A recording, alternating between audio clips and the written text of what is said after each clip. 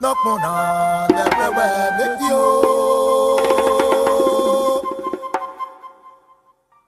Knock more, knock more, knock more. Knock more, knock more, knock more. Knock more, knock more, knock more. Knock more everywhere with you. Here and everywhere with you.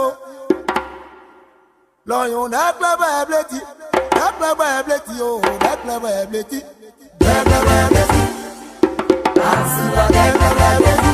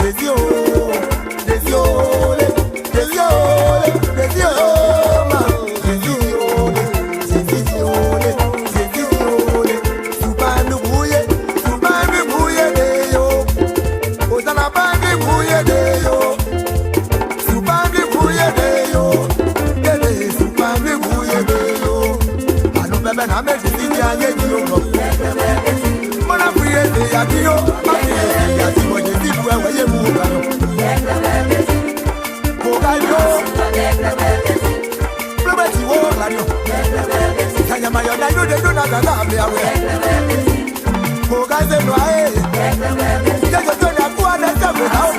Presa de brano, no go na brano, say you smile aye. Pepe, na me see ya o. Suwa munaya ya, munaya. Suwa munaya ya, munaya. Osana munaya ya, munaya. Suwa munaya ya, munaya. Suwa munaya ya, munaya. Suwa munaya o. Confiance.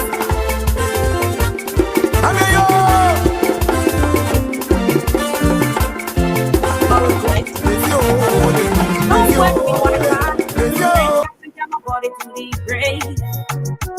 I said, don't wait when I die before you praise me.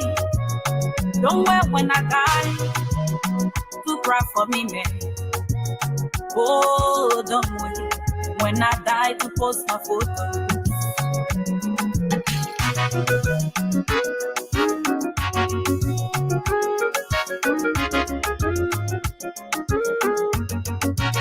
This woman was so sick. She was saying, got a point of day.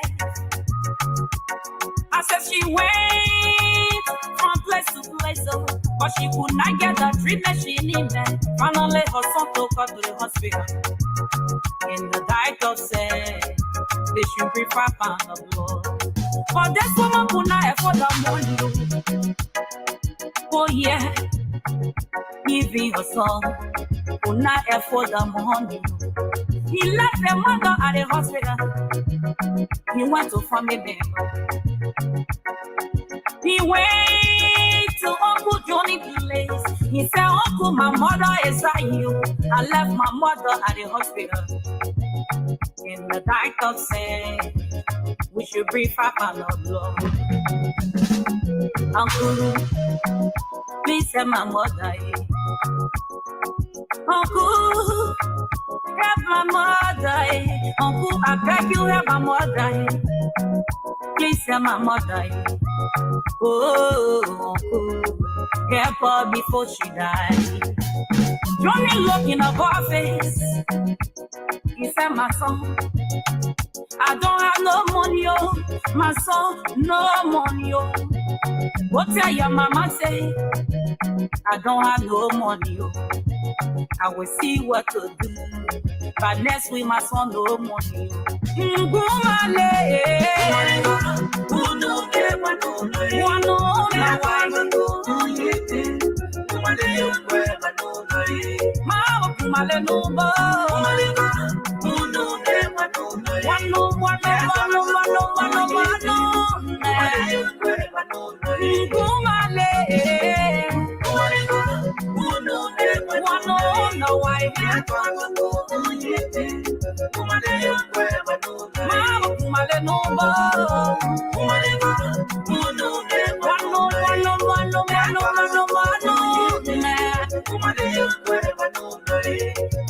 went to Auntie Esther's place. He said, Auntie, my mother is dying. I left my mother at the hospital, and the doctor said we should bring 5 pounds of blood. I have come to beg you, Auntie, help my mother. Auntie, please help my mother. Oh, Auntie, help her before she died. Yes, I woke up, entered the house. She brought 500 from her money. She said, my son, I wish you well. I wish you well. Go tell your mama, say, I wish her well. He left, he went to Uncle Pa's place. Papa was so rich. He was rich. He had everything to his disposal. He said, Uncle, my mother is at you. I left my mother at the hospital. And the doctor said, we should bring 5 pounds of blood. Uncle, please, don't allow my mother to die. Uncle, please, don't allow my mother to die. Oh. You are my last soul, my last strength, my last soul. Uncle, please, don't allow my mother to die. What's to die? You got me again.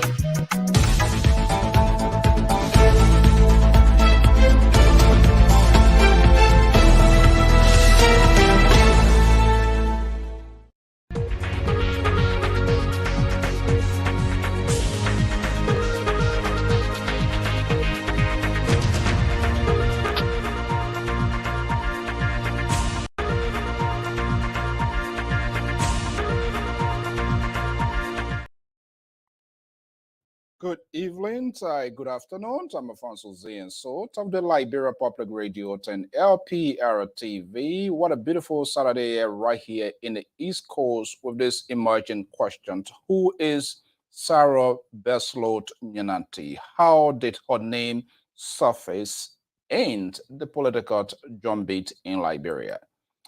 Good afternoon. We want to welcome our viewers this beautiful Saturday evening. Lot is unfolding, and we intend to have a conversation here. Just bear with me very shortly. We intend to have a conversation here this Saturday here so that we can all get a sense of what is happening inside Liberia and perhaps to get your take because the politicians are unwilling to release, to unleash. Instead, the same status quo seems to still be unfolding. But we intend to have these open conversations. Literally 9 months to go. Opposition, no running mate, no vice presidential candidate. They are all for a surprise to surprise the Liberian people, and that is unacceptable.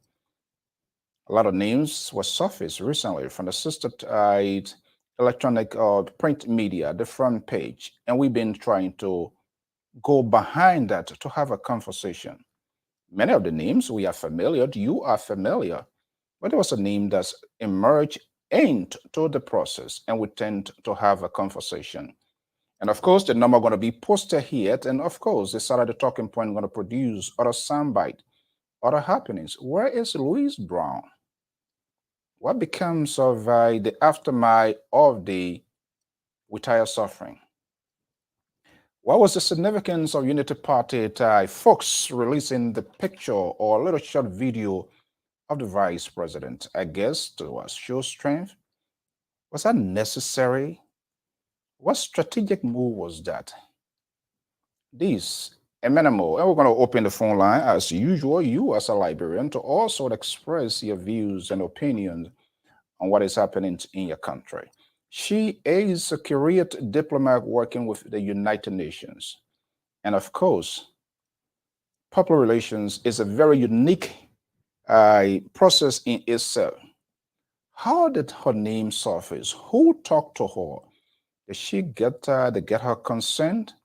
It's not automatic. That for sure that I know. It doesn't just happen out of the blue sky for name to surface. Usually, those sort of conversations are back here. But when I come to say and just to test the water to see, but what does it bring? Yes, indeed. How she was elected here.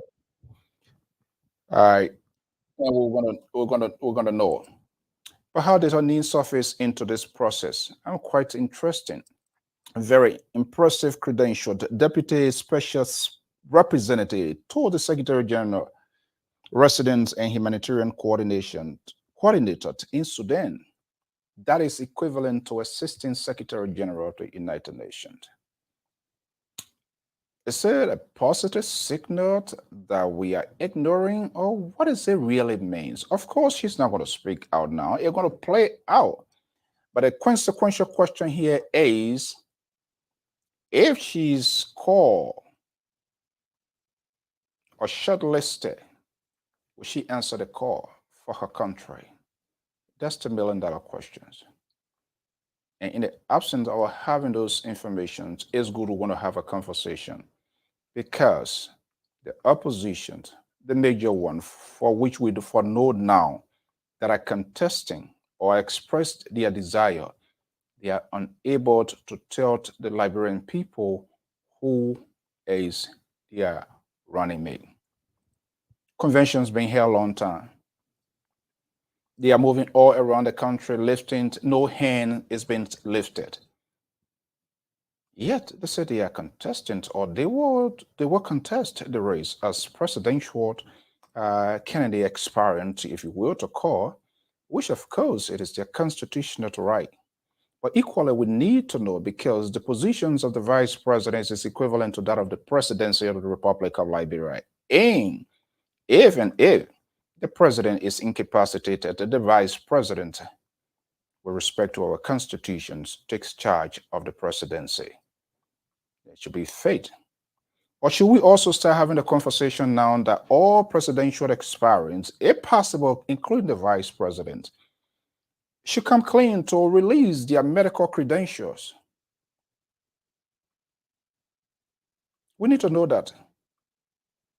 We need to know people who are fit to lead the country, people who will stand attention, people who will move around, not just only in the country, but outside of Liberia to get attractions of the international community.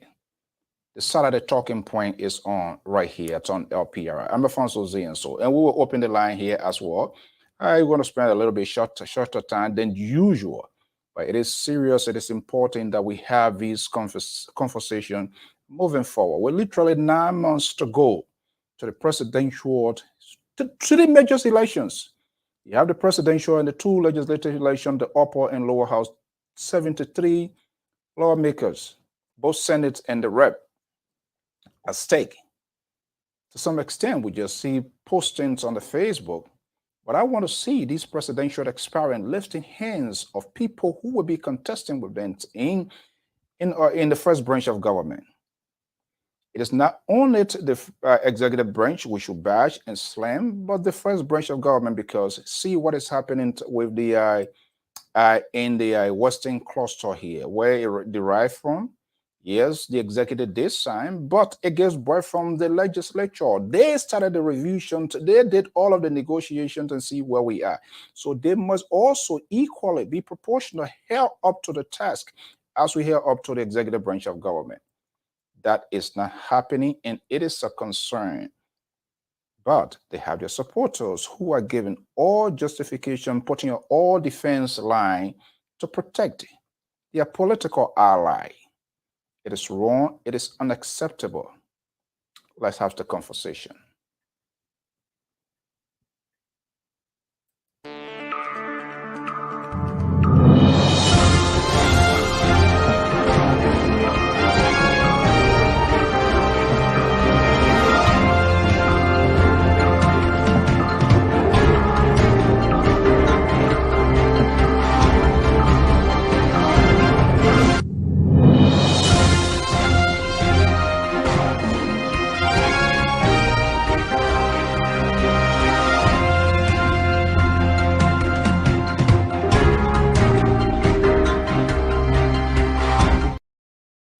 Okay, thank you so much for being here this Saturday evening here.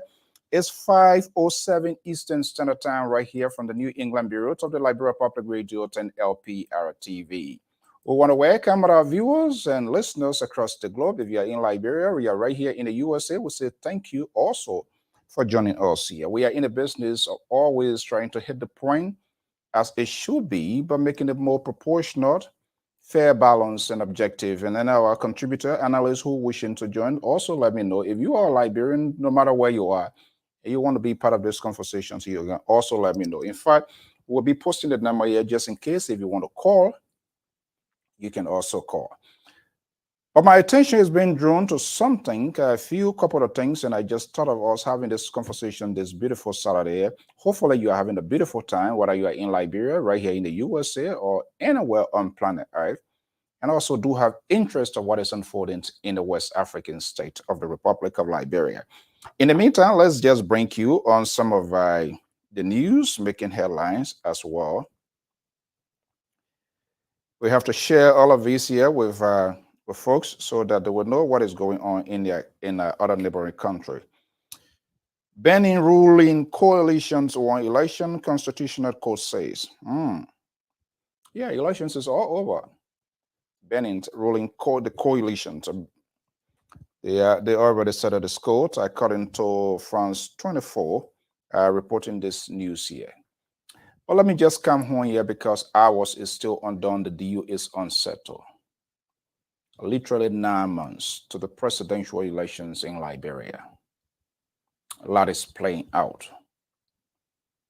For now, we know the Ethiopian president, President Dr. George Weah, has announced his running mate as Chief Dr. Joab Hawatila will still be on the ticket.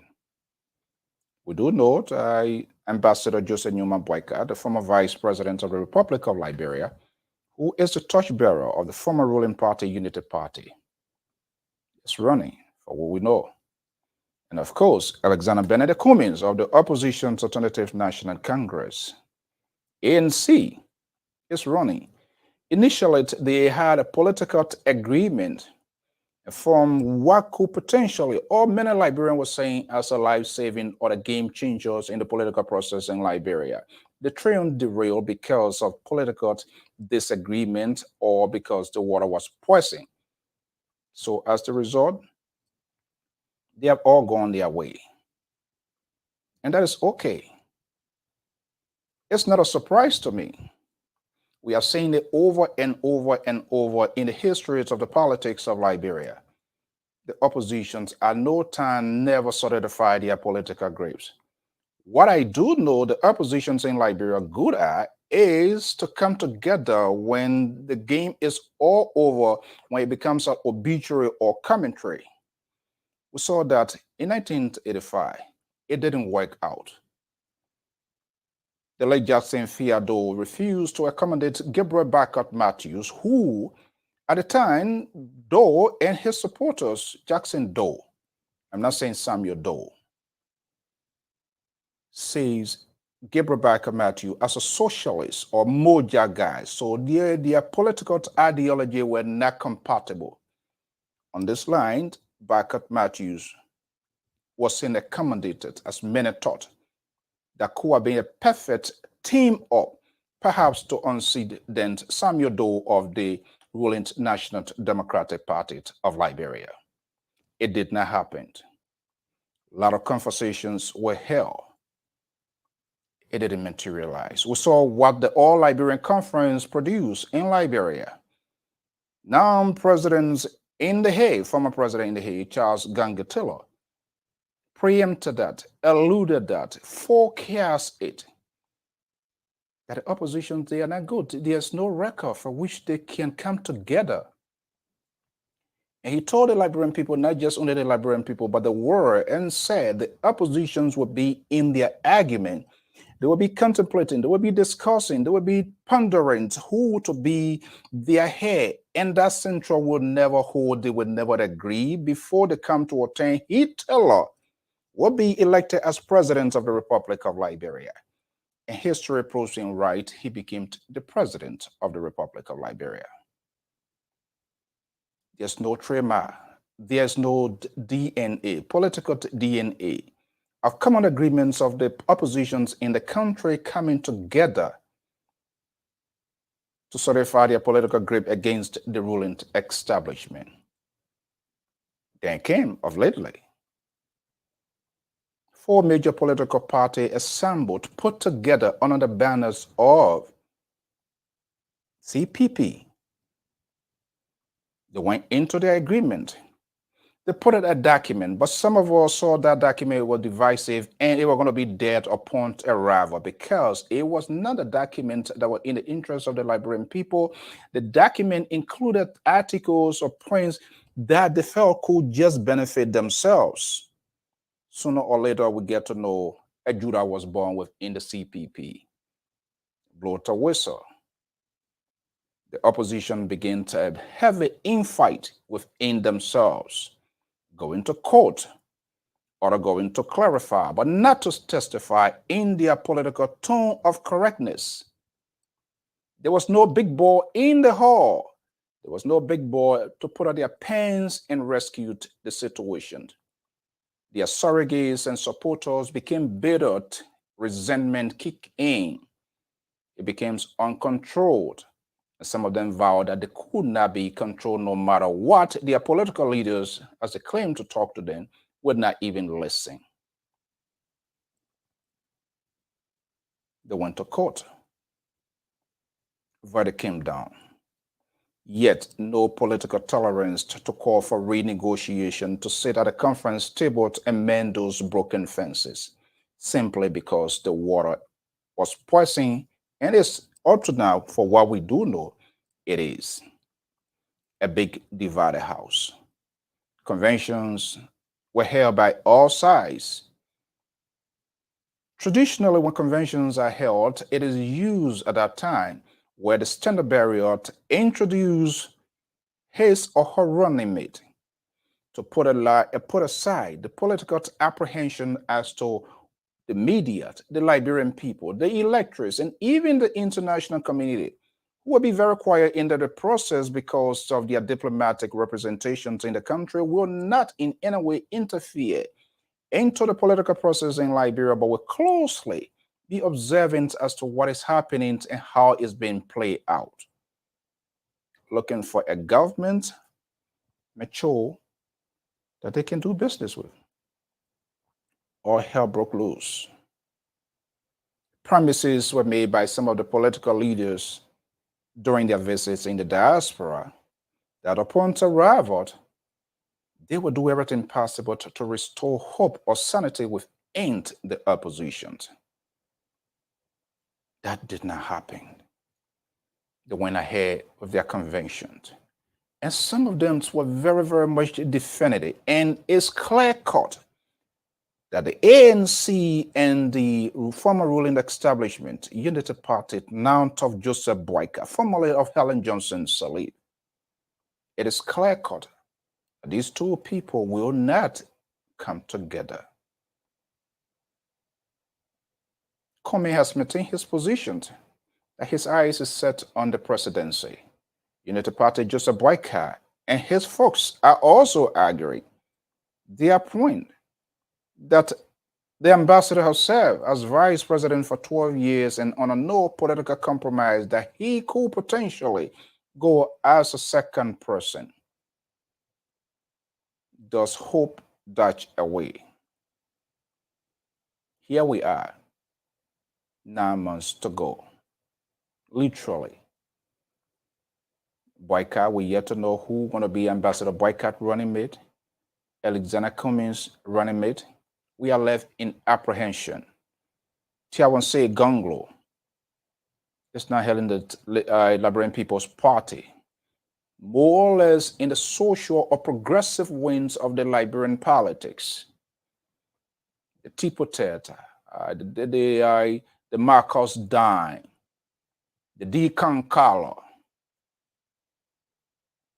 and the list goes on. He's still contesting. But the point here, they are all vying for the higher office of the land. No political settlement as far as we are concerned. Some primaries in the third, fourth quarter. But names been coming out, surfacing into the political process. And we are concerned here as at Liberia Public Radio, and every other Liberian should be concerned. We need to know so we can have adequate of time to begin to the process of revision and what these people, whether they are fit, if the president, whoever going to be elected, is able to also occupy that position. My attention is being drawn to a specific person this evening. I'm wondering, I have no idea whether it is a positive signal or we should wait and see, or what it brings if this person is either. But what I do know, in public relations, she would never come out. We would never hear from her until at an appropriate time because of her role within the diplomatic cycle. Madam Sarot Beslot Minati is a Liberian trained diplomat.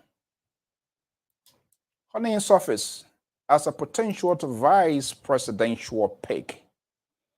So how she got to this point? Who is having these conversations with her? Is anybody farsighted someone to initiate the conversations? And because of her role within the diplomatic enclaves, especially the United Nations, she will not, at this point in time, no matter what, be a BBC. She will not speak to any media institution. But we are also aware backyard arrangement can be done that potentially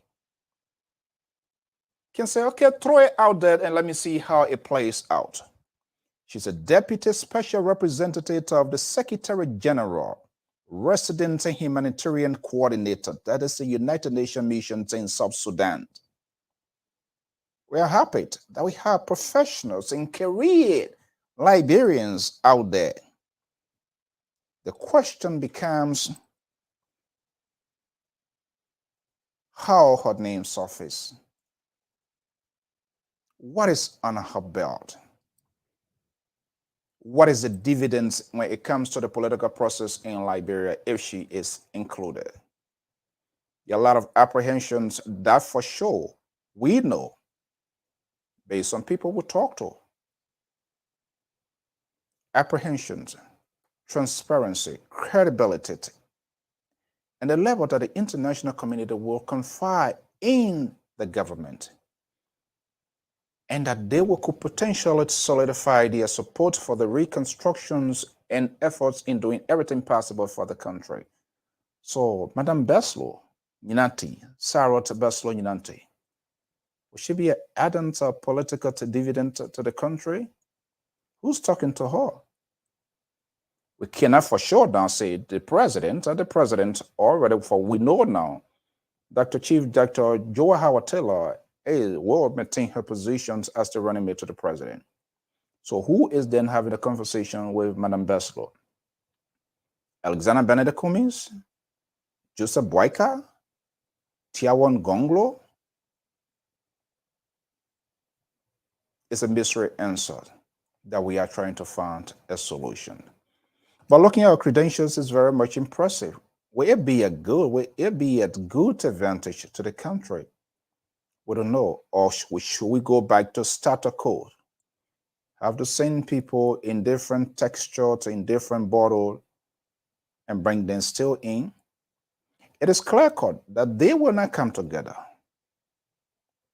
Well, let's not put a red line, but it is, we're waiting to see how that happens. And so here we are. In order to build their political credential, we saw the opposition's Alternative National Congress came up.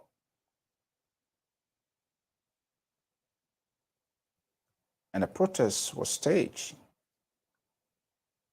And there were different views. There was a divided house in Liberia as it related to that protest. And the conversation was huge, but yet the protest went ahead. And so then what happened next after the protest? So that's the $1 million question that we yet to know. Let's see here. We can bring you some of the argument here to right after the protest or before the protest. Okay, let's see here. I was privileged to have played host to one of the presidential experience, Councillor Tiawan Soe Gonglo of LPP.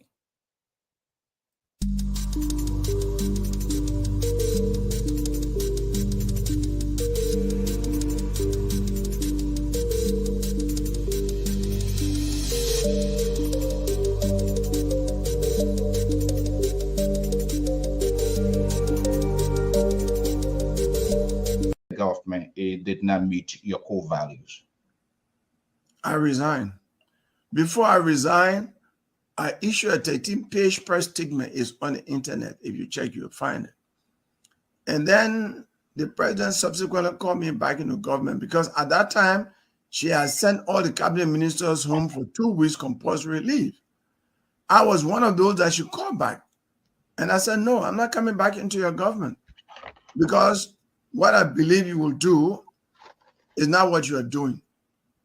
This country went into civil conflict and over 300,000 people were killed because of bad governance. And I see the same thing happening, being done by you. The same thing is happening. That's why you told the president? Yes, in a conversation with her. And I said, thank you, but I'm not coming back to the government. Anything good in Liberia. Louis Brown was National Security Advisor to Charles Taylor, man. That was the time I was tortured. This seems to me ANC now. Let them be redeeming themselves. They laid the foundation for the suffering that is happening today. No. It's not in good faith. Isn't it the same Louis Brown who said to President Salif, Kennedy president, that no one since 1847 has so desecrated the executive mansion equal to President Kennedy Ellen Johnson Sirleaf.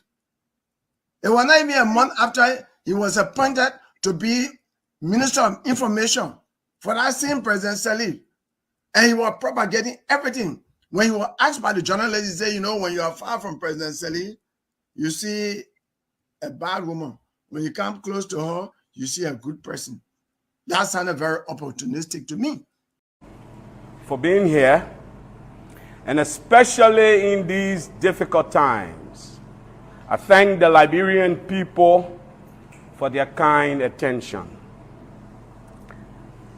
All over this country, in every village and town, across every region and community, from mosques to churches, from markets to schools, from prisons to hospitals, across all political parties, ministries, agencies, and institutions of the government, no Liberian needs me to tell them that things are bad and only getting worse.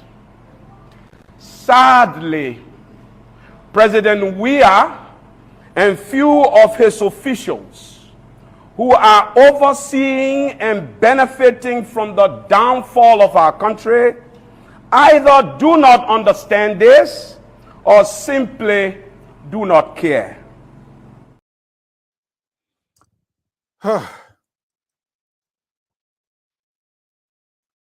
That was Louis Gossett Brown, a former Liberian diplomat, former Minister of Information, Republic of Liberia, former foreign minister, very articulate, outspoken, and a strong guy. Became the face of the ANC campaign. No doubt his presence when he and other folks, remember when Alexander Benedict Cummings announced that huge team, exploring or campaign presidential team, he mounted the podium, the microphones, he managed to gain control of the narrative.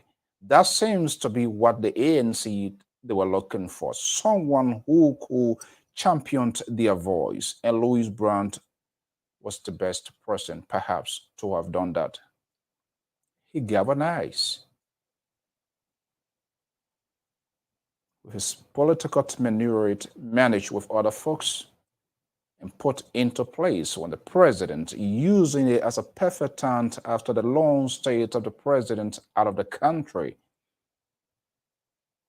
with tire suffering. Right in the middle, we got to know X amount got missing. How many weeks now? The ANC, they are unable to come out with a definitive position to tell the Liberian people exactly what happens with the money.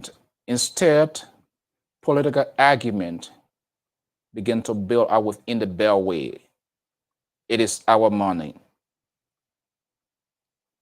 Some of their folks, including some analysts right here on the Liberian Public Radio, took a defense line. It is none of our business, but forgotten to know it's public fund. Where is the report of the internal investigation? Martin Kula.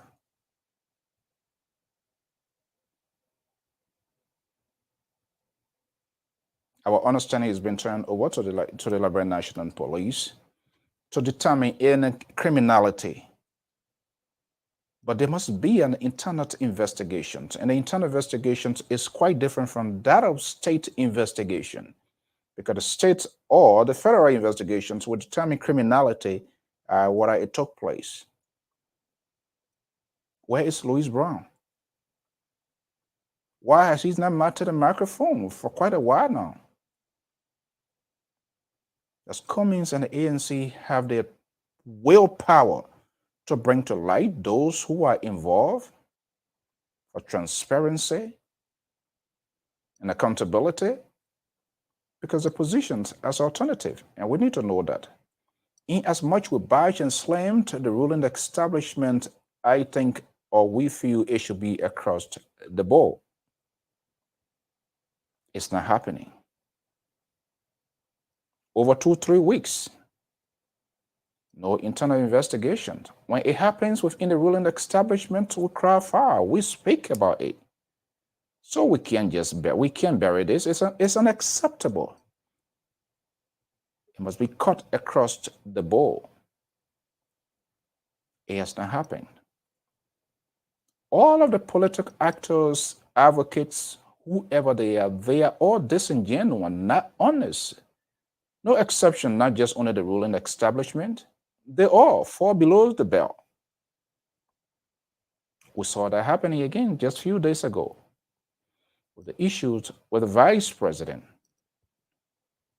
However, supporters, there's a divided house. Pro-government supporters and pro-opposition supporters, depending where you find yourself, the conversations are various. And it will continue to be.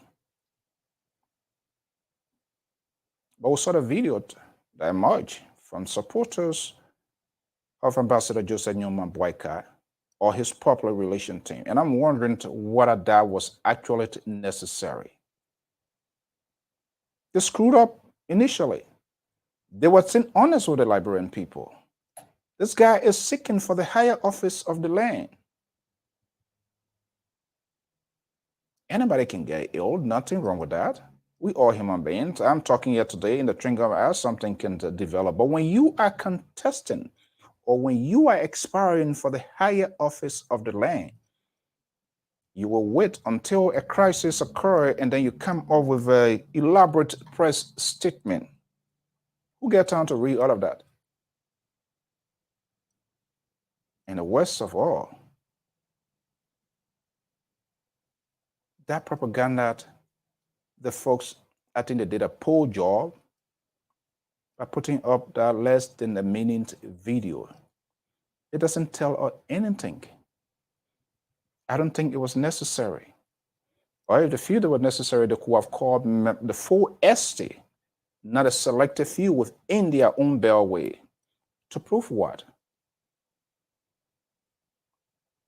Probably what they would have done and could have proved them a right point of transparency when they noticed that the vice president checked in for observations or for follow-up or for whatever reason, immediate press statement could have come out from the secretariat.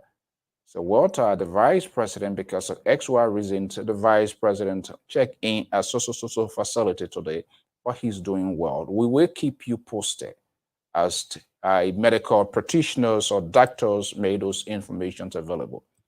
That's what people do.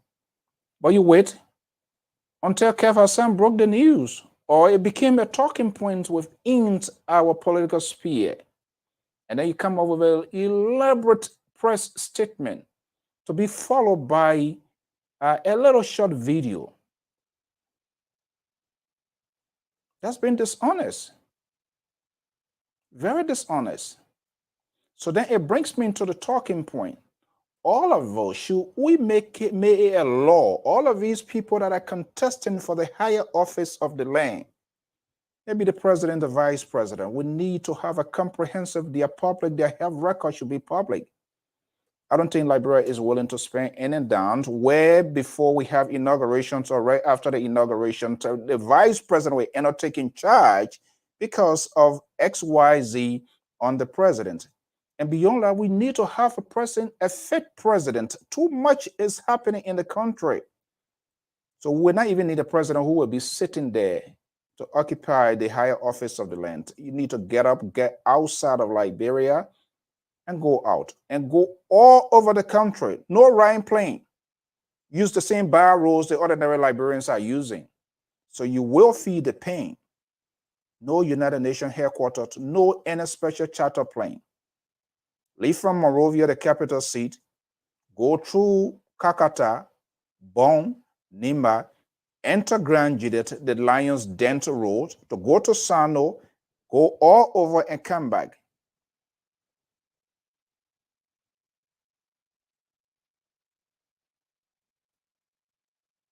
That makes us know that we need to know these people to see whether they are fit. We need to know their pre-existing condition.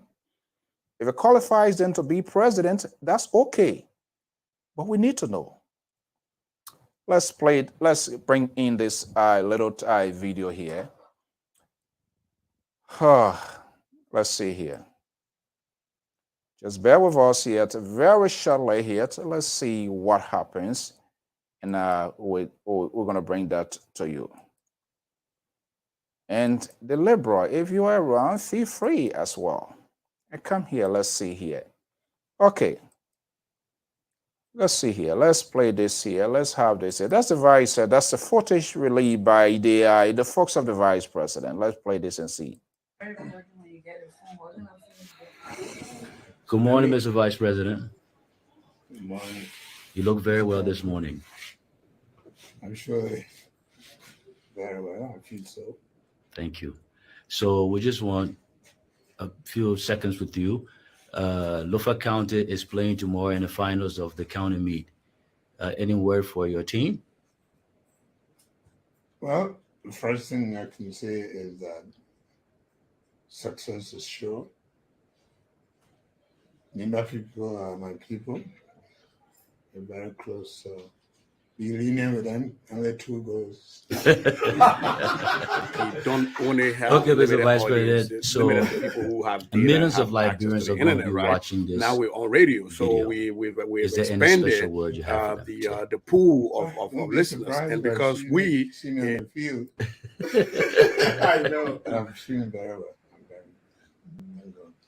Thank you, Mr. Vice President, for your time. we don't only have a limited audience, limited to people who have data and have access to the internet, right?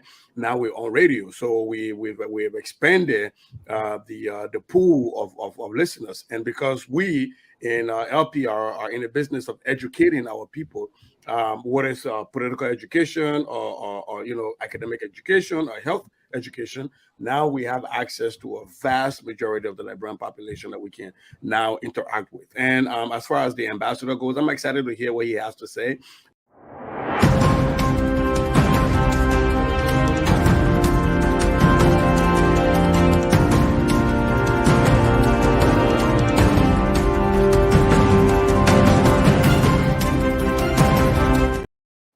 Oh.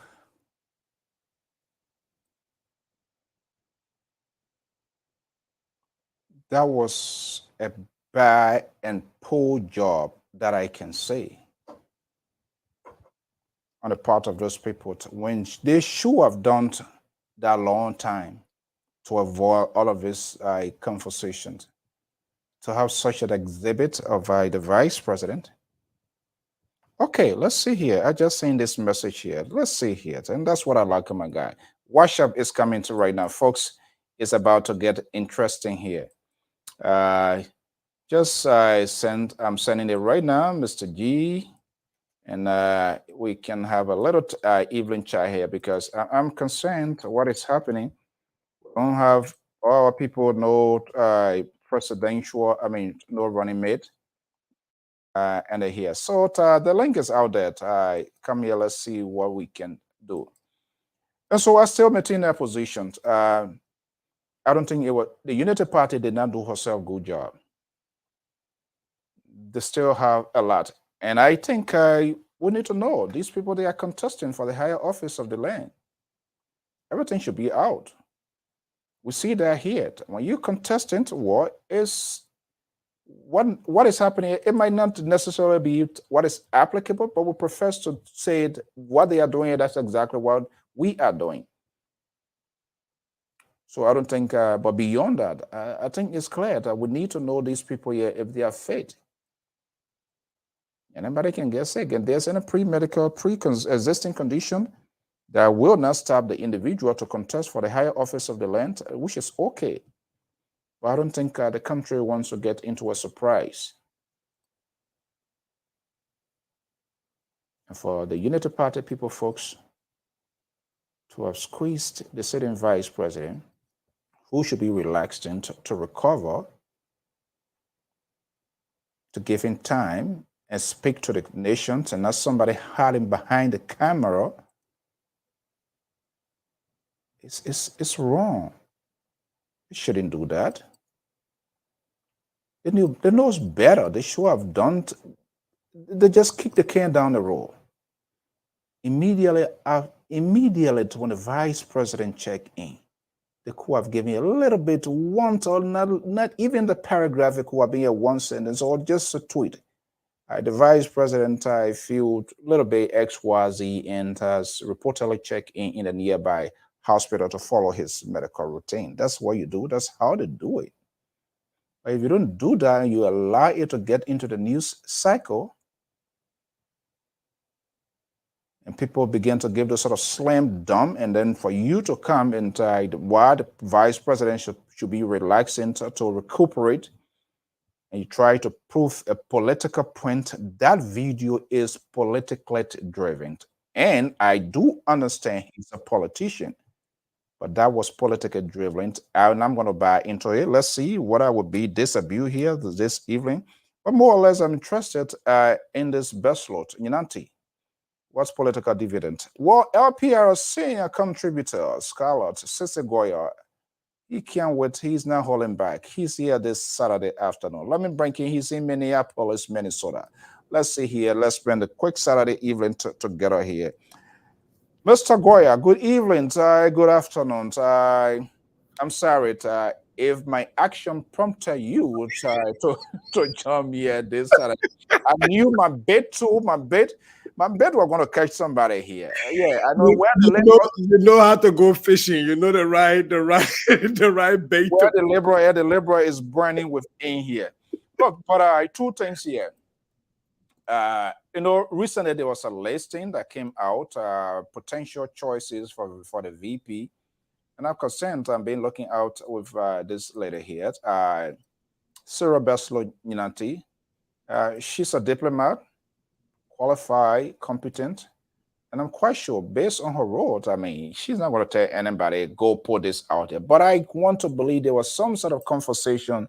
Send it out there. Let's get the reactions. Let's get the taste here and see how it looks like. Is she bringing to reality political dividend to the country in terms if she's included?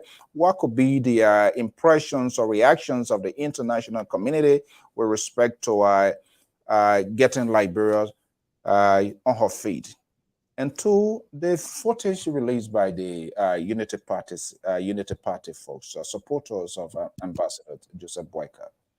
I say, for whatever reason, that's my view, that's my opinion, but I think they just overburned the vice president.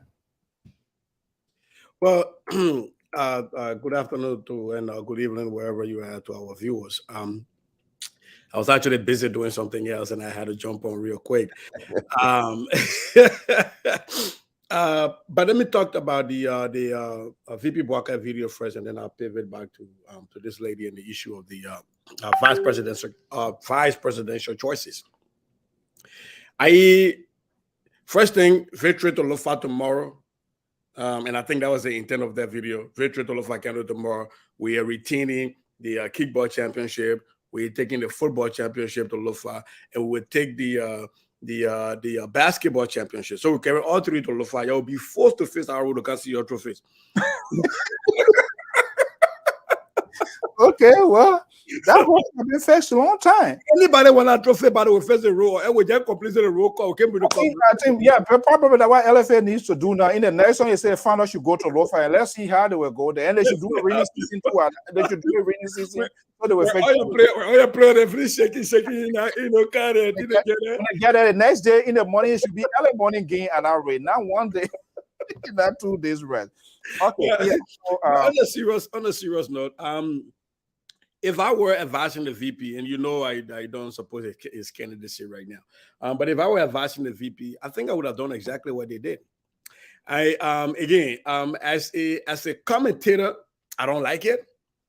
But I as a political insider, that would be exactly what I would do, because what they're trying to do is to undercut the message out there that the vice president illness is terminal. it's kind of life threatening. That is the biggest message they're trying to undercut. Because again, remember, there's been this thing out there on the internet really, really bad about dead men walking and everything and his pacemaker. And so when you hear somebody who has been talked about, whose medical history has been talked about in so many terminal ways, and you hear that person is ill, the common person mindset runs towards, ooh, is this going to be the end of this person? And so to prep him up and allow him to speak, instead of doing a press release, I think carries a lot of weight. You see, if you see in a lot of chat rooms, which I'm in a lot, and there's a lot of Unity partisans are running everywhere with it. The old man is well. He's great. Because if you expose your candidate, Mr. Soe, to a collection of media folks, now he has to sit for a very long time to answer very critical questions, and you do not want that. You don't want that in managing your candidate. And so I hate it because, I would have hoped to have some political points to score and say, but it was a genius move. I really think so, because if they had just released a press statement, a written press statement, people will still have a way to come back. Oh, that's not true. The master here, the master say, if I saw the man with 2 pins nose, but you see the VP sitting, and I like what they did. They pivoted from everything that has to do with politics. And the only thing you talk about was the national county meet. Because what they're trying to do is to bring him back to Lofa and try to still clothe him in their Lofianness, if that's a word, to show that he's a champion. Because Lofa County is going to play for finals. So here comes the elderly statesman from Lofa County. Out of his sick bed, the phoenix is rising out of the ashes, right? That's what it kind of look like, to come out here and say, yeah, don't be surprised tomorrow you see him on the feet, right? But, between you and I. That's what he says. So not to interrupt you, right? This sort of political satire that was inserted into that, you think he settles everything once and for all? No, but it is red meat for his base.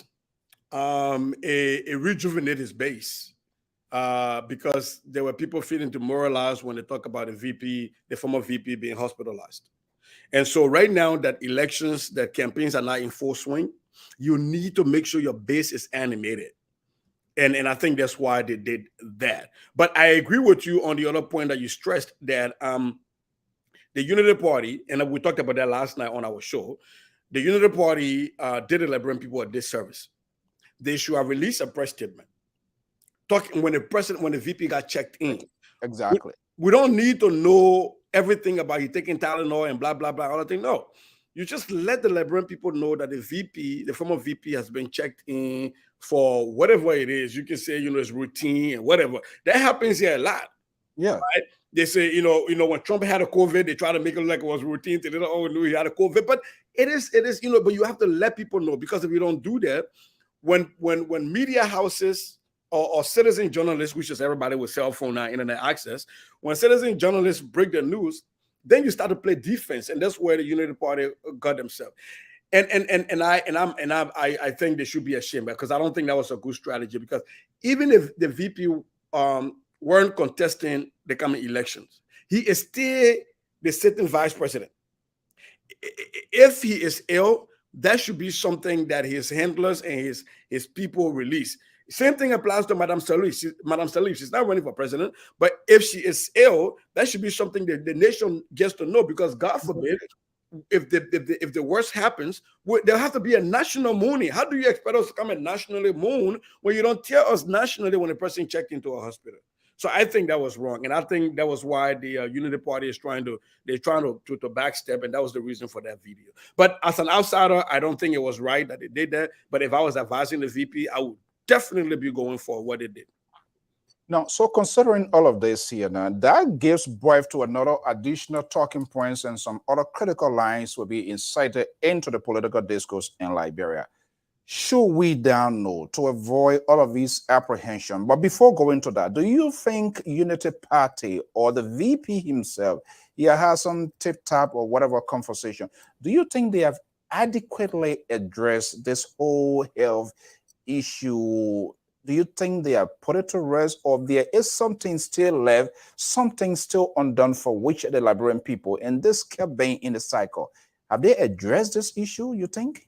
No. But to be fair to them, they're never going to be able to fully address the issue. It's just, when you allow your opposition to define you in politics, it gets really difficult to share their clothes that they put on you. The idea of Cummings and the unfounded lifestyle. Cummings has come out, he's come with his wife, he said so many things. The guy who purportedly made that video has come out and denounced. It's still out there. It is still out there. These things, once you birth them, they have a life of their own. And so the issue of Omer Boakai not being well and the issue of his pacemaker, I don't even believe that even if somebody who works at what's the hospital here in Minnesota that does all of these very good job, the pacemaker and stuff. Even if somebody who works at Medtronic who creates the pacemaker, the engineer that I thought this thing had come out and explained to Liberian people that this is not if death sentence, nobody's gonna listen to you. Right? It was the same definition that Trump did of Hillary Clinton, that she cannot be trusted. That she, and that lived with Hillary for a long time. Even though between the both of them, she was the most qualified. Yeah, she got her campaign was heavily distracted. She was the most qualified between the both of them. As a matter of fact, had she become president, she would have been the most qualified person in American history to assume the presidency. Having served as a senator, a first lady, and a secretary of state. Right, but it got derailed because somebody else defined her, and she was never able to get her footing. And so that's what I think with the VP issue, all the Unity Party can hope for is to hope that they are able to peel off enough independent-minded people to understand, to think with them. But are they going to be able to get rid of that thing completely? It's not going to happen. It is not, and I don't think they should waste a lot of energy doing that because it's not going to happen. Is there any lesson learned, not just from the Unity Party? I mean, we are in a secular world that is involved today, and people, transparency is important. It put to rest apprehensions and all of these backyard talking, because if you can't come forth with information, then people left with no alternative but to create conspiracy, innuendos, and their own makeup to force you to talk. Now, and we saw that happen a certain time during the heat of the COVID, where they said the president was infected, nothing much, and everything, until people talked to her, and then later on, Smith-Obi or folks around the president came up. But do you think the Liberian politicians, would they learn to this sort of it should be an open, that gives themselves headache, things that should just be watered down in this instance? Do you think, is there any lesson learned, or will we come back to this thing here again? Yesterday was Boakai, another day going to be Cummings. Cummings, he's still even in his now investigating. Their ANC is having an endless investigation of property, of money that got missing right before on their own feet. They can't come up with internal investigation. I think that has been very, very, very much dishonest. The police or the government side is a different side. All of these things, they are a little bit connection to all of that. Now, you can't go to Boakai people and tell them, because when you start taking Unity Party people, they will tell you, say, where are 70? Who took your 70,000? Where is Louis Brown now? Where is Kula? You go to CDC, you go make an argument. CDC will say, well, I say your alternative. The man will say you want to do a different thing. Yeah, he didn't want to. I mean, this is a crazy scenario or crazy situation we find ourselves. Is there any way that these people will change and we're going to see different things happening ahead of this presidential election? Anything on top of your head? So this thing of whataboutism, right? What about you did that? What about you did that? It's classic politics, though. But to the extent that it's become normalized in. I think that's the right word. It's been normalized. Mm-hmm. I hold another liberal in your system now. Oh boy. Okay, let me get Let me just get in off and see what does Sissy Goyos, his, I think, okay, let me get, all right. Are you there, Sissy? Okay. Yeah, I'm here. The Lpr is sending me text saying he infiltrated I think that man infiltrated. No, we just had a weather report that we're about to, Minnesota, we have 1 minute, the next minute. So, but to the extent that this has been normalized, I think is the problem though. However, to your bigger question, your bigger concern is we've been saying this on this platform. I've said this a lot of time, is the communication arms of these organs, these organizations, of these people. I think they fail them a lot. They fail them a lot because nobody says that you have to be 100% with the people, but you got to be forthcoming and upfront. The VP checks into a hospital, even if it was rushed there. You say it was a routine check-in to EW hospital. What you've told the Liberian people is that the VP is at EW hospital. Somebody sees in there and say, "Oh, is that a VP at EW?" But what they told you, the mail to EW hospital. If, God forbid, it gets serious and it leaks out, we say, yeah, the man went for a routine checkup, but doctors found other things. We haven't lied to you. We told you the man went for a routine checkup. It is the same thing that happened with that's happening with the ANC. And that happened with that iconic picture with Cummings in the hammock and being taken around. And the ANC was so quick to fold on that. They didn't defend Cummings because they didn't even talk about the culture and the tradition of where Cummings was and why that is acceptable in that area. It was the same thing they ran away from when somebody, I think, was trying to wipe Cummings' shoes. Shoes, right. Right. And they quickly ran from there. When you look at Cummings when he was in Maryland County, and there's this tradition where they were doing this war dance. Right. And people have to have the Pam in there. Right. And they have to have the cola, all that thing. I saw the other guy coming around to Cummings to give him that Pam fraud, and Cummings didn't want it because he was right. He was thinking, how is this going to look?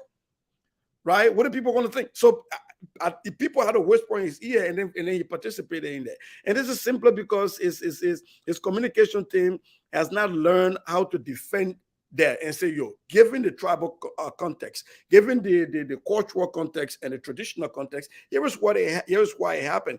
It's what's happening to the VP. Is exactly what's happening to the ANC with the 70K. And I keep saying this, and my brother keeps saying, the police is investigating. Yes, the police is investigating, but you, as a political entity, have to say, you know what? We haven't found anything much. We're still looking at internal investigation. When it's concluded, we'll come out to the public and let them know, but we are also cooperating with the police. You keep those information coming, because if you don't do that, people start to create stories.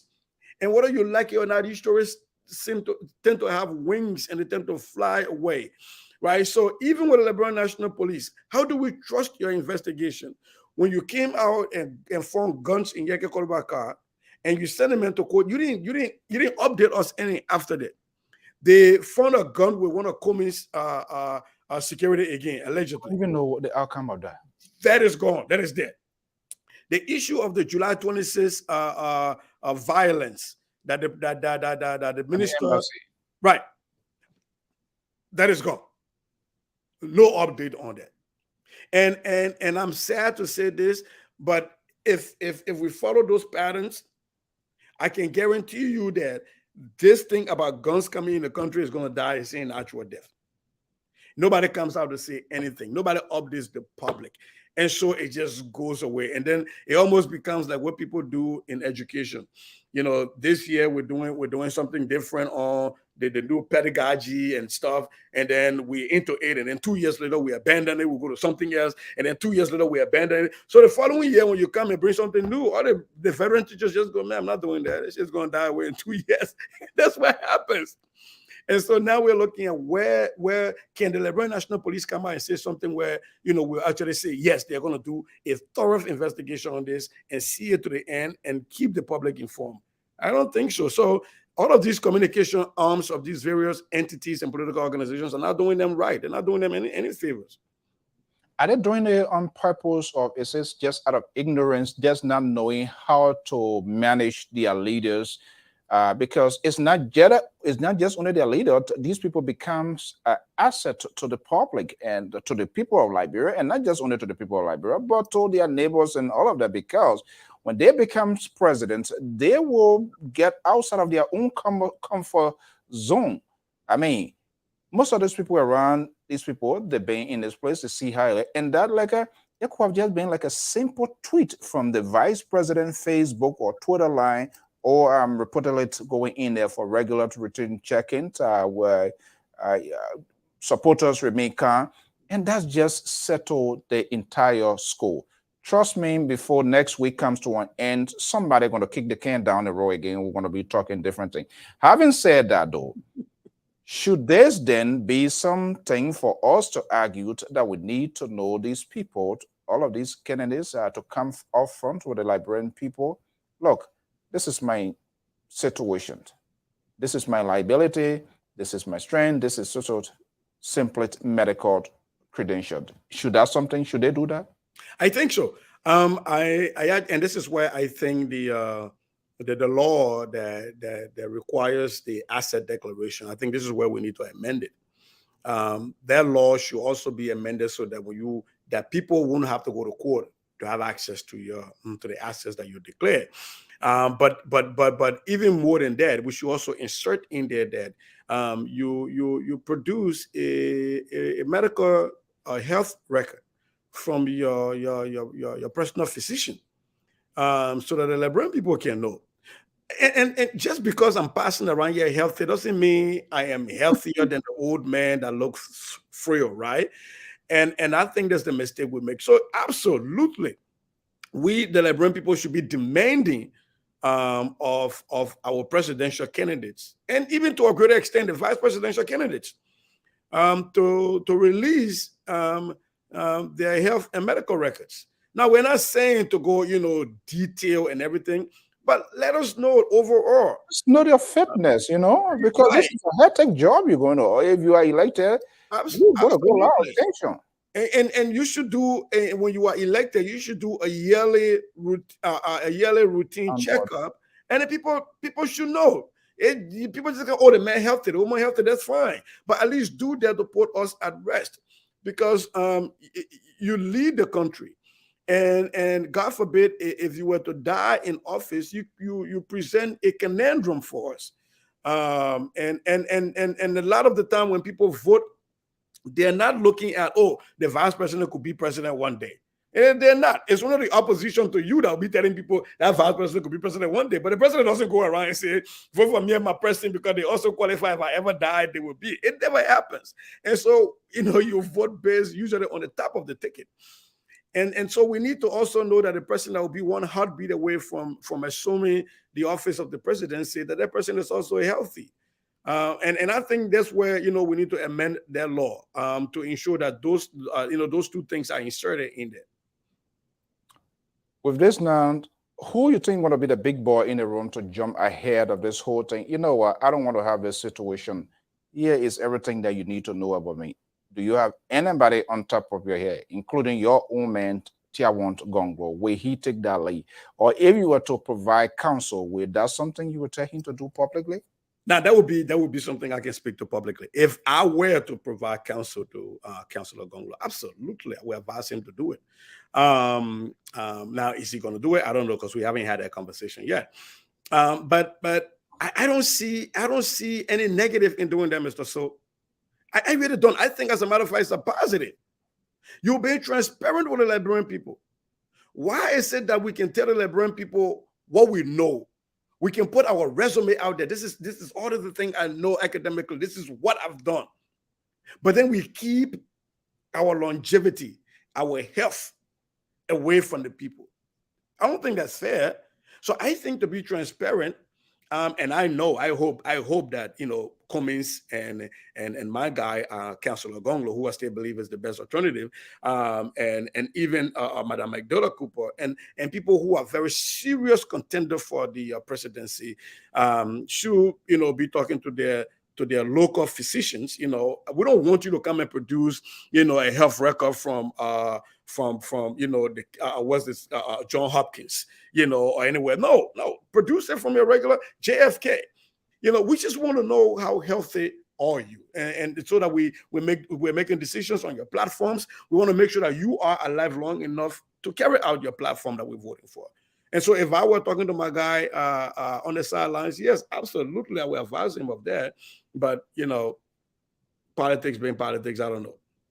Sadly, their surrogates, their supporters, they get agitated, offended, and they want to slam people when even you raise all of these questions here. So they are not equally doing them good because they just do not have the tone, the language as to how to care or even to provide explanation if these questions were asked. So it seems to me their supporters and surrogates are kind of like they're not up for that conversation. Or is it the electors or we, the yam guys, sit here are the ones that are just requesting? They don't mind those people. They were talking, get tired. Nobody, I'm not going to do it. We're not going to do that. Is that a good strategy? I think it's a bad strategy for them. Look, just me and nobody here in the United States. I do annual physical. I do them because I want my family to know how long I got to be around, right? I also do that for my life insurance, and for my own peace of mind, because I don't want to find out, God forbid, something really late when it's already terminal. Then I don't have the time to put my things in order for my kids and my wife and my family. And I think it's irresponsible if I were to behave, you know, that way and just left everything like that. And then God forbid one morning they're calling you and say, oh, you know, your guy can't wake up no more, and then you got to do GoFundMe to raise money to bury me, and then my wife and family can't afford the lifestyle we've been living, and because I didn't set them up for that. And so imagine that at that lower level. And now try to amplify that as somebody who is the father or the mother of the nation. Right. And just because we found out that you have a health situation does not disqualify you from running. I don't even think people would not vote for you but it's just like they know what they're voting for. And as a matter of fact, you could even, if people find stuff, you could do that as a sympathetic stuff. And this is where I think the Unity Party, for all the smart people they got, that they're not playing to their strength.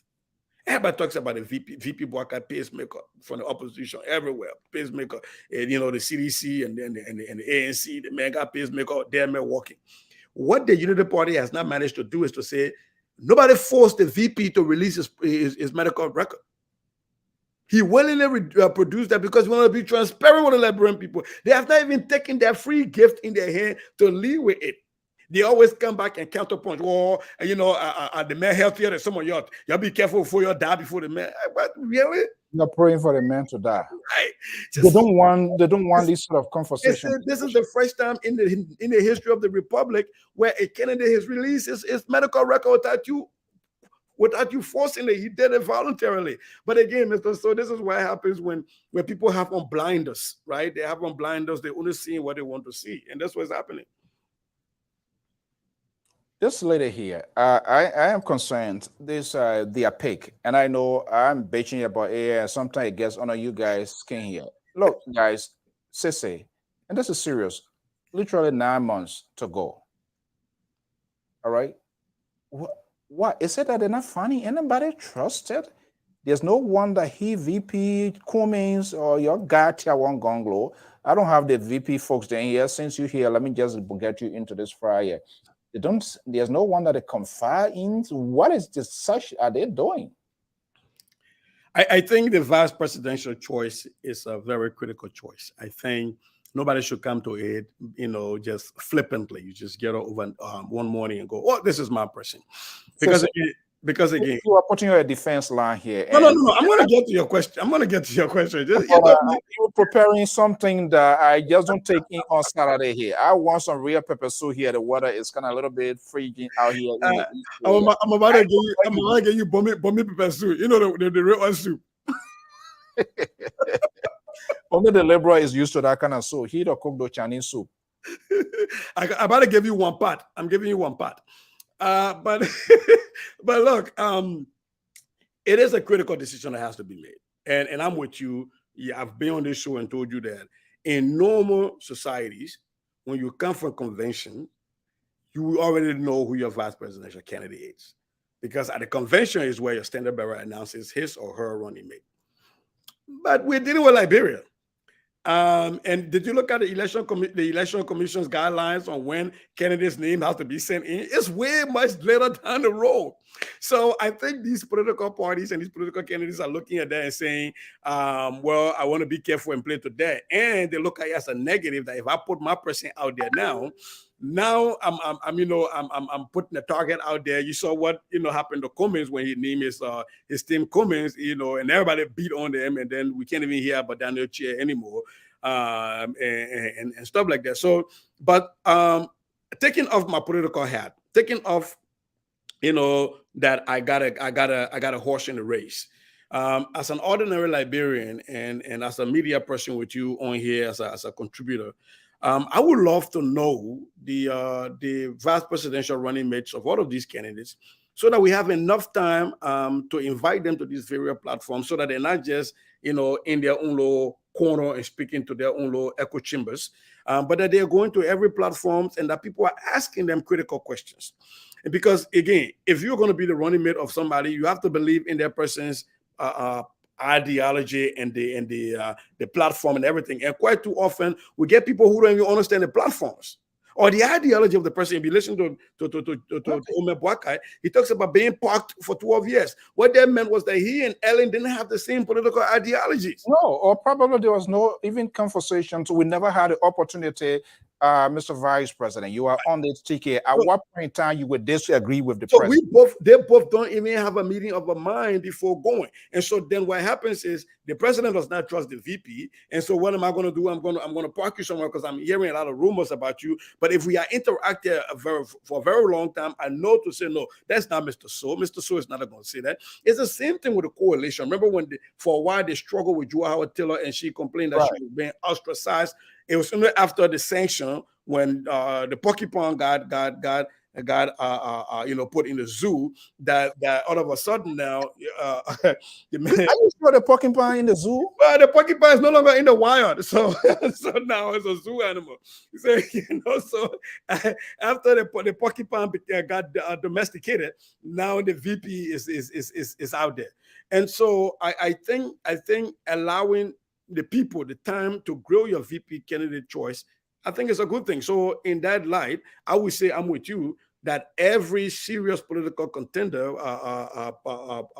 presidential contender, should at least name their political running mates before the end of January. I would really think, because we need the Liberian people to dig deeper into them and the Liberian media to dig deeper into them before we get to October, so that we're not buying things and having buyer's remorse, and saying, if I will know, and but then it's too late.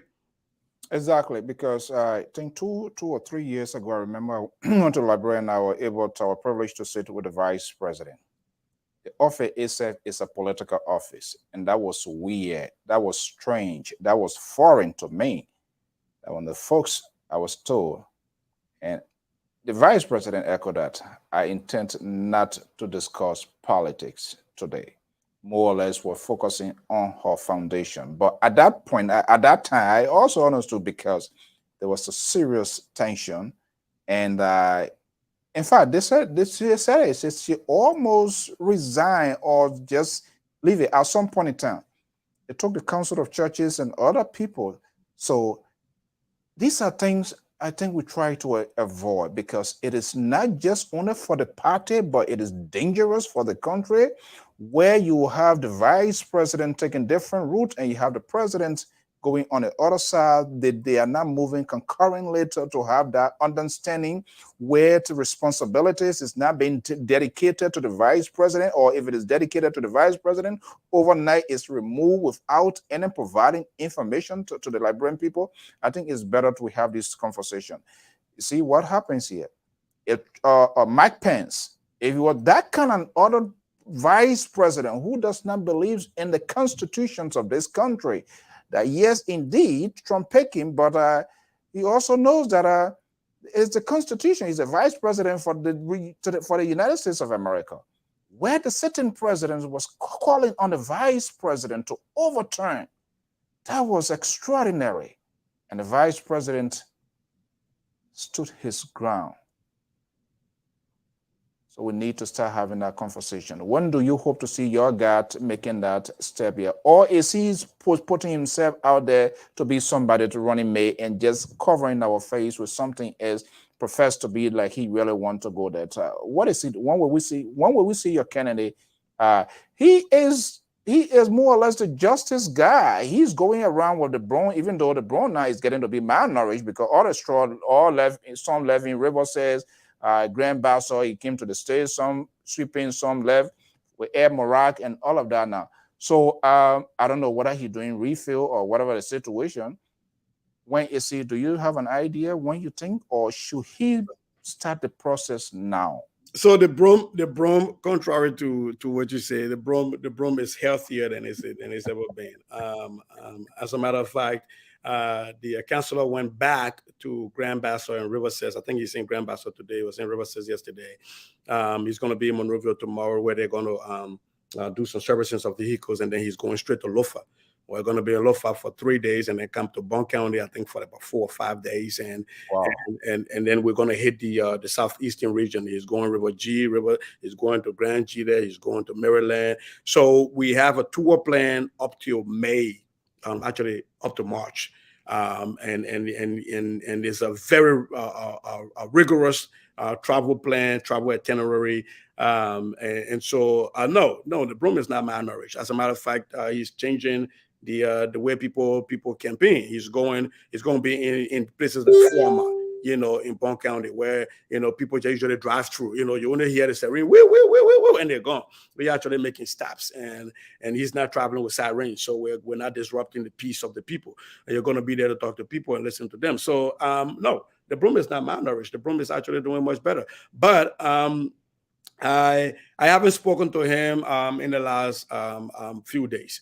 So I don't know where his mind is at, but I guarantee you, and you know me, I always said this to you. If and when I do talk to him, the conversation is going to be around his vice presidential running mate, and I will let you know. But I knowing who he is, a serious-minded person, I don't think this is far off his plate. I think this is something he's been wrestling with and thinking on who to pick to be his vice presidential running mate. The last piece I want to say here is that Tewan Gonglo is a very serious man. He did not enter this race to be somebody's vice presidential running mate from the beginning. So we are in this race to be the head of the ticket. When I say we, I mean Councillor Gonglo and his team, to be the head of the ticket. Now, he's always said, Councillor, that if he can find somebody who believes in the same thing he believes in, who would do exactly what he's asking to do, and the Liberian people are going with that person, he got no reason to run, because if that person can do the same thing I'm running for, then why? It doesn't have to be me. So it doesn't have to be him, he keeps saying. But up to now, we haven't found anybody yet who we believe would do with the rigor and the transparency that he says he's going to do the things he's going to do. And so he's still in the race, and he's in the race to win it. Let's take a quick commercial break, and then we'll get our final word before today is Saturday. I think everybody needs to cool off. But I'm just getting ready for Lova again too, so we can do it quick. Yes. Okay, let's take a quick break. We want to bring you this obituary announcement from our obituary photo of the Liberia Public Radio and Lpr-Tv. It is with profound sadness that we inform you the death of our beloved husband, father, brother, uncle, grandfather, and great-grandfather, Brigadier General Tawole G. Dennis, formerly of the Armed Forces of the Republic of Liberia, who passed away peacefully at his residence on November 22nd, 2022 in Worcester County, Massachusetts, USA. General Willard G. Dennis is survived by his wife, Mrs. Martha G. Dennis, 20 children, 54 grandchildren, 28 grandchildren, and several hosts of relatives and friends in the USA, Liberia, Europe, Asia, and other parts of the world. Wakekeeping and funeral services of the late Brigadier General Willard G. Dennis will be held on the 20th and 21st of January 2023 at the AME Zion's Church on 55 Illinois Street, Worcester County, Massachusetts. Pa Willett G. Dennis wishes he be buried in his hometown of Boca Town in Grangeda County, Bazant District. This announcement was brought into Liberia Public Radio by Mrs. Martha G. Dennis, widow of the deceased, and Mr. P. Dennis, brothers of the deceased of the family. Team Steve Bonge. It's Magnetic on the beat. The decisions we make can't affect you tomorrow. Don't sit home, go and vote. Don't sit home, go and vote. The decisions we make can't affect you tomorrow. Don't sit home, go and vote. Don't sit home, go and vote. This is the time we can make use of. Yeah. This is the season that your vote can bring a change. Yeah. Your vote is in your hand. Your vote is your power. Don't sit home, go and vote. Don't sit home, go and vote. You will be frustrated. You will be disappointed. Don't sit home, go and vote. Don't sit home, go and vote. Think about your children's future. Your one vote can make you better.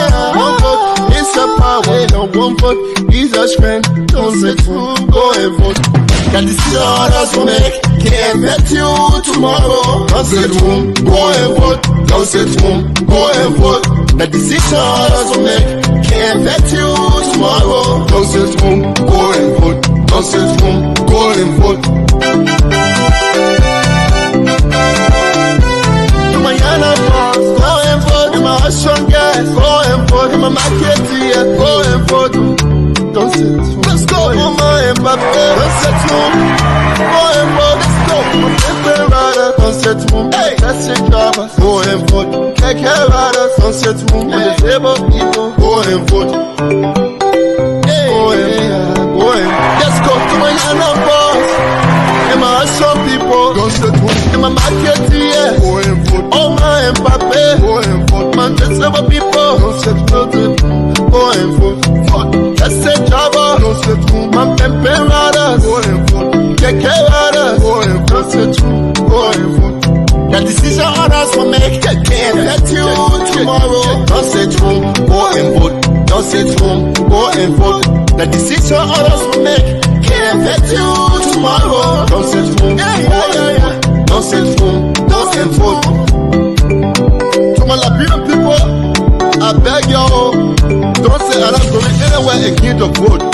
It's time to correct your mistake. It's time to join the queue and vote. The decision Brother Mauro will make, it can easily affect you. Please get your voter cards and go at the polling center and vote. Please, my people, a message from Madam Timandra Sia Bonge and the Bonge Foundation. That's a good one from the Bongi Tide Foundation.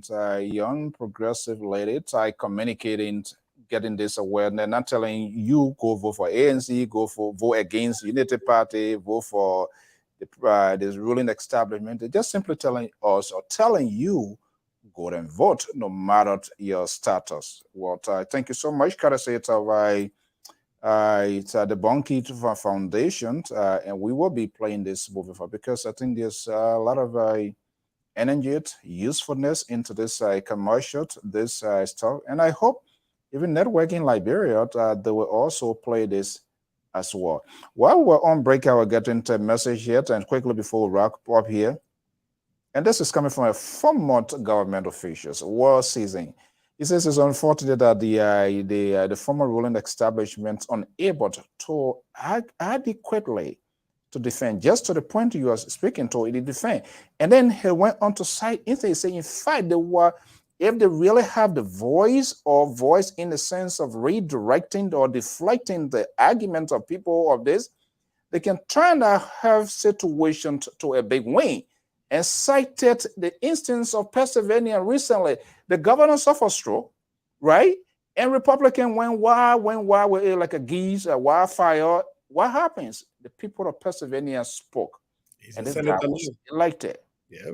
And that's the resilient part of it. That's part of that. His stroke did not define him. Instead, he defined the stroke and said, I am ready to serve my people.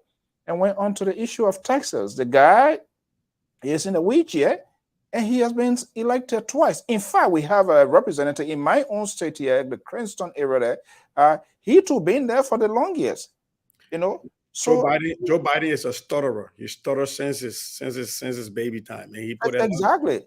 And you A lot know, of people, they just don't, they know how it's done that. I think maybe I gotta tell the government to start conducting online tutorial of these people who are handling these. we need to open a consortium. You know, instead of giving people free advances, you I know. think about it. You know, You not get fasting from there. They will tell you, say, when I get there, when they get there, they make all their car windshield dark. When they tire you.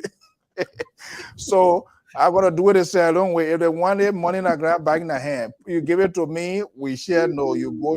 I don't want no any obituary here. Okay, it's just said Goyota, we want to thank you. I'm working up seriously on my job, and the reason we'll try to do that, I'm trying to find time to see what time good for us to communicate, because I was very much surprised to see our followers, the analytical report that came for follower in Liberia and Liberia as a whole, and Morovia to Tapia, like, are these Facebook or are they lying?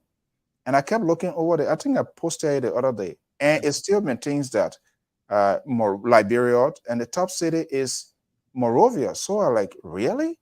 It means people pays attention to things that we do here, and this is why when we come here, we need to have a serious conversations and not just to demean, but we just gotta be critical. The week is already here. We're coming here next week. And then predictions, and then forecasts you think they're going to happen in the political sphere in Liberia?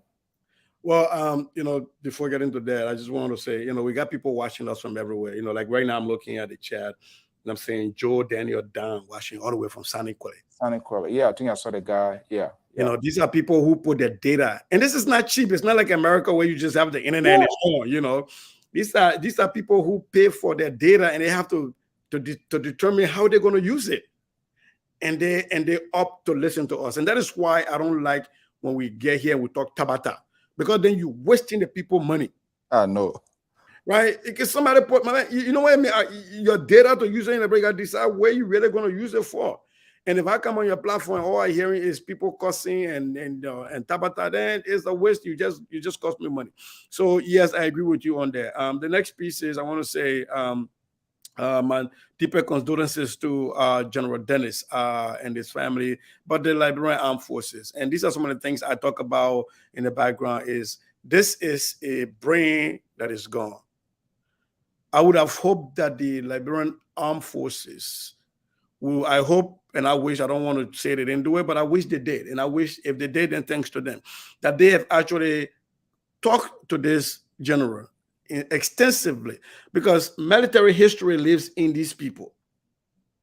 And that so that they can, I hope they start to categorize and collect these data and put them up so that they can tell their own story, the story of the armed forces of Liberia. Versus we get into a stage 10 years down the line, 20 years down the line, and it almost becomes like the history book, depending on which books you pick. Do you pick A. Doris Bank Henry's to read, or do you pick the late Joseph Seguano? And they all, they differ on a lot of stuff.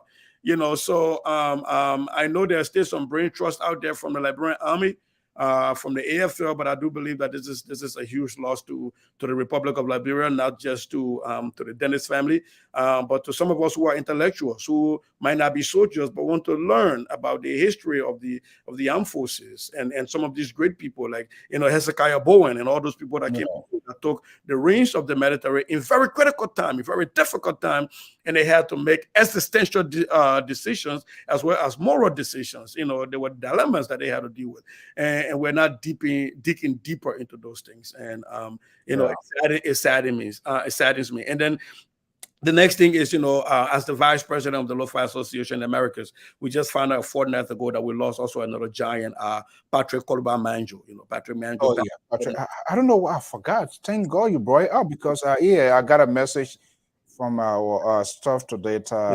Legendary Patrick. Yeah, he passed a fortnight ago.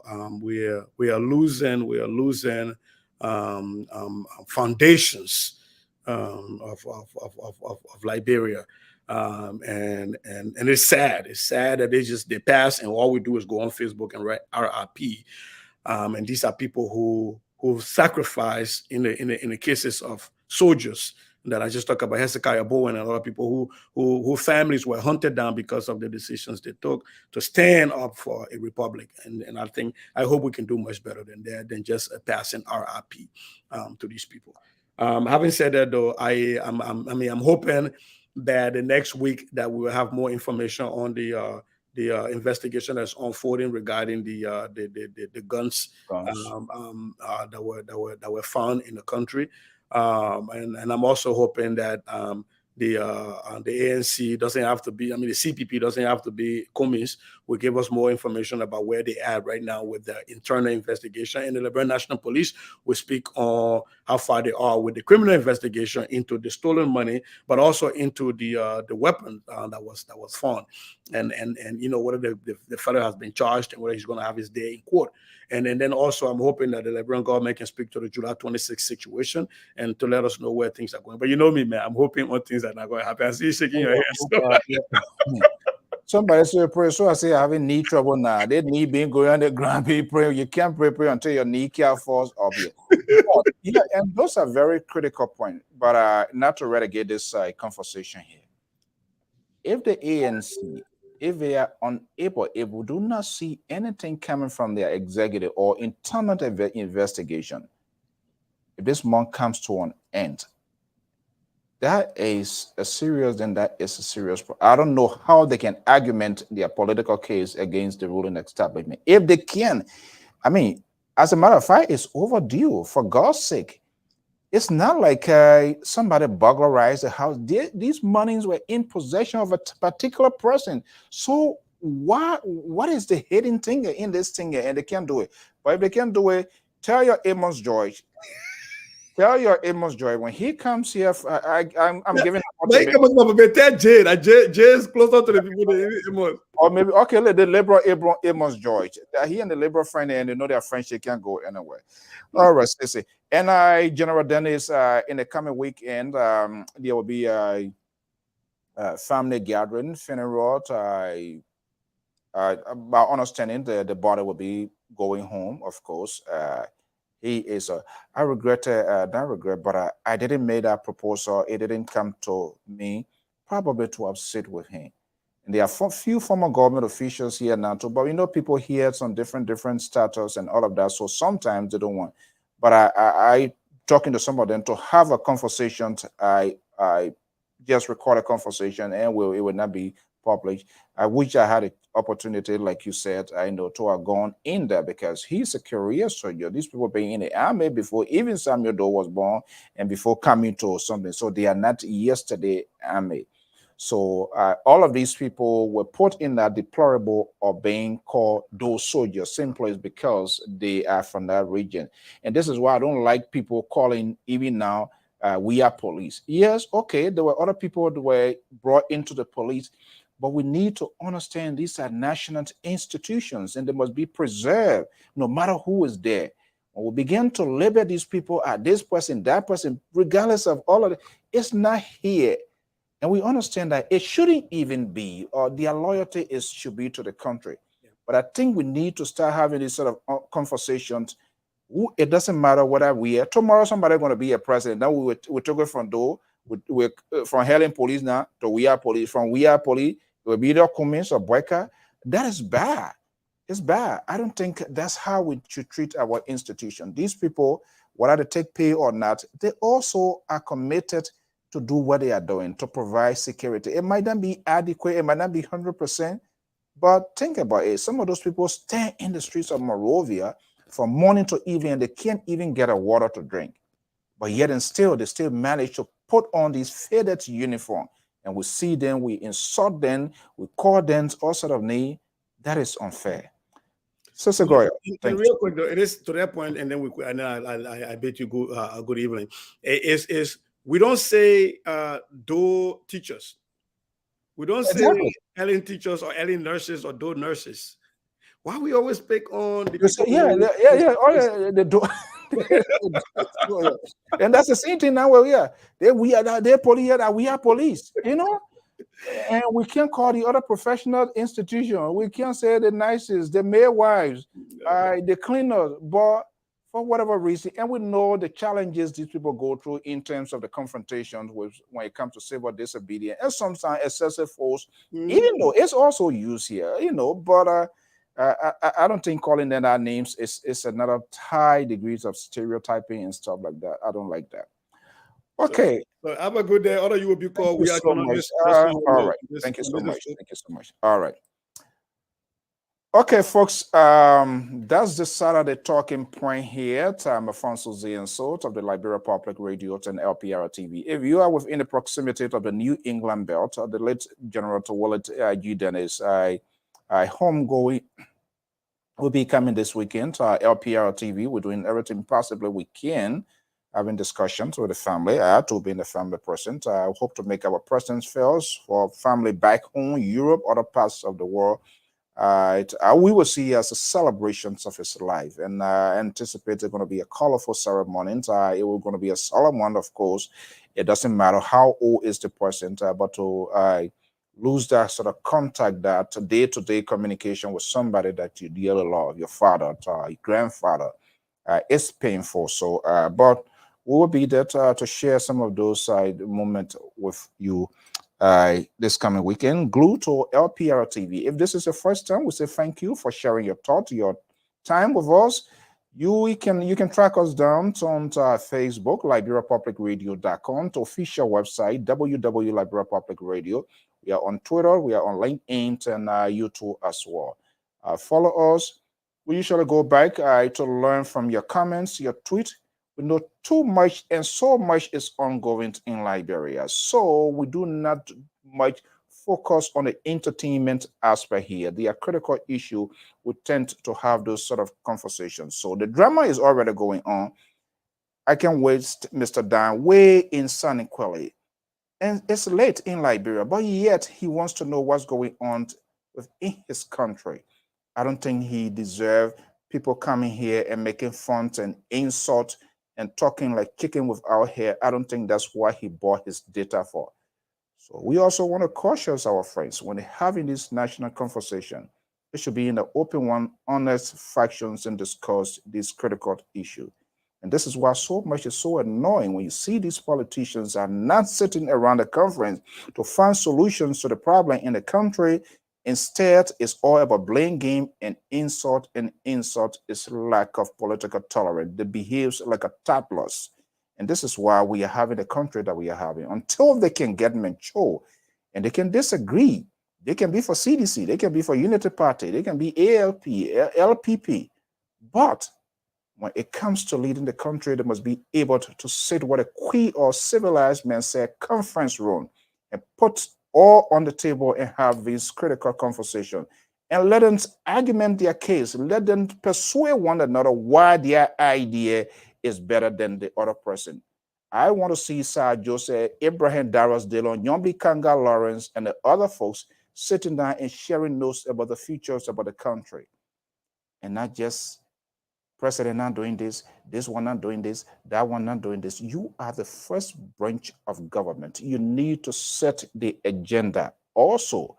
So it is time to hold them accountable. And this is why we want to know all of these presidential hopeful people that are standing within those counties. See the mess and the nonsense that is ongoing right now within the Western cluster. I wouldn't be surprised another one surface at some point in time. This is why all of these people, we must have an extensive and thorough conversations about them because they will be the face of our country. I am Alphonso Zean Soe. This is the Saturday Talking Point. Thank you so much and have a pleasant evening. Bye-bye.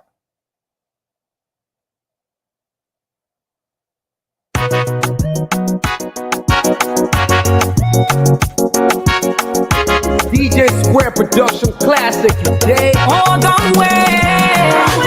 Don't wait. Don't wait. Oh, yeah, don't wait. Don't wait. Don't wait till I die. Don't wait, yeah. Don't wait, my brother, don't wait. Don't wait. My sister, don't wait. Don't wait.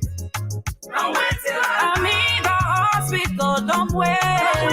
I'm dying, don't wait. Don't wait. I need your help, don't wait. Don't wait. Don't wait till I die. Please help me, don't wait. Don't wait. Don't wait, don't wait, don't wait. Don't wait. I need you help me now. Don't wait. Don't wait till I die. Don't wait till I die before you help me. If you want to help me right now. Don't wait, oh sister. Don't wait. Okay, let me just bring this. I believe our brother is still here, Mr. Dine. I believe William Dine down from Sunny Quality, just watching.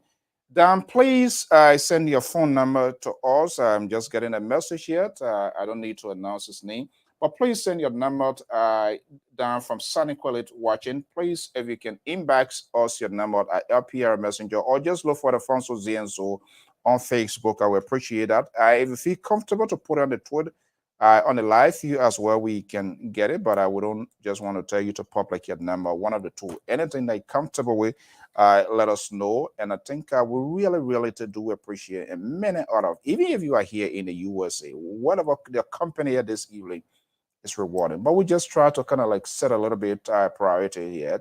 He's way in Sunny Quilly, imagine, and it's pretty late in Liberia, but to be up. He's not begging for that data, but he's trying to see what's going on in his country, to turn into watch, to listen here this evening. Is huge. And so, Dan, just send your number. You can put it on the field. We have it, or just look for Alphonso Zean Soe Facebook, and that I will get it to. You never know. So you say there's a saying that say you can refuse a call. You can refuse a call, but you can refuse what behind the call, right? So just send that number. You never know what yes, I make a million Powerball in the player. Who knows? Somebody when they ain't gonna give you a good portion. Okay. Thank you so much, and have a pleasant evening. I said, don't wait, my brethren's don't wait. Don't wait till I die before you help me. I need your help. Help me right now. I'm in the hospital, lying on my sick bed. I just need you to help me with my life, and Jehovah will bless you. Don't wait till I die to rain cast and get my body to the grave. I said, don't wait when I die before you praise me. Don't wait when I die to cry for me, man. Oh, don't wait when I die to post my photo.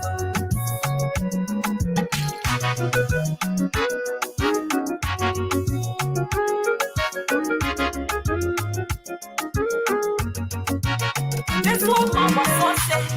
She was saying got a point of death. I said she went from place to place, but she could not get the treatment she needed. Finally, her son took her to the hospital. In the doctor said they should prefer pound of blood, but this woman could not afford the money. Oh yeah, giving her son could not afford the money. He left the mother at the hospital. He went to family member. He went to Uncle Johnny place. He said, Uncle, my mother is at you. I left my mother at the hospital. And the doctor said we should breathe 5 pounds of blood. Uncle, please help my mother. Uncle, help my mother. Uncle, I beg you, help my mother. Please help my mother. Oh, Uncle, help her before she dies. Johnny look in her face. We want to bring you this obituary announcement from our obituary photo of the Liberia Public Radio and Lpr-Tv. It is with profound sadness that we inform you the death of our beloved husband, father, brother, uncle, grandfather, and great-grandfather, Brigadier General Tawole G. Dennis, formerly of the Armed Forces of the Republic of Liberia, who passed away peacefully at his residence on November 22, 2022 in Worcester County, Massachusetts, USA.